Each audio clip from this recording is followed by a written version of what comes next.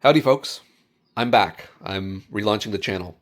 And I'm not just going to say that and do one video and disappear again, because I've got a bunch of videos that I've recorded over the last few months, all edited and ready to go. I was going to wait until I had a really big, interesting project ready to start with, but then I realized it didn't make a lot of sense to just be holding on to a bunch of videos and information that could help people. So I'm not going to do that. I'm just going to start with what I've got, which tend to be the smaller, easier, and maybe not as exciting projects. But at the same time, I also want to make sure that you're aware that cool things are coming. We're entering the winter season where I live, and that tends to be when I'm at home and have more time to work on more interesting and involved projects. So you can think of this as kind of like a teaser of things that are up and coming and that you'll see at some point over the next few months.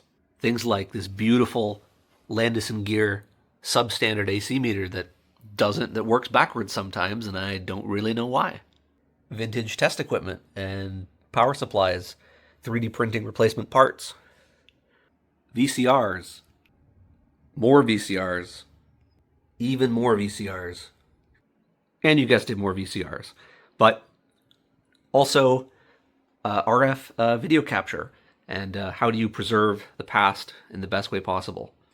Model M keyboard conversions for terminals, vintage laptops, battery upgrades, and USB-C conversions. Bigger, heavier, and cooler laptops. Vintage computers like Atari 130XE, Atari 400, the good old Commodore 64 and a bunch of broken disk drives, and the often forgotten TI-99 4A. We got all sorts of vintage calculators. Some much more vintage than others, both electrical and hand-operated. Vintage clocks, different kinds of clocks, mechanical digital clocks, and clocks so rare you've never even heard of the mechanism before. How about radios, like back when Ford owned Philco?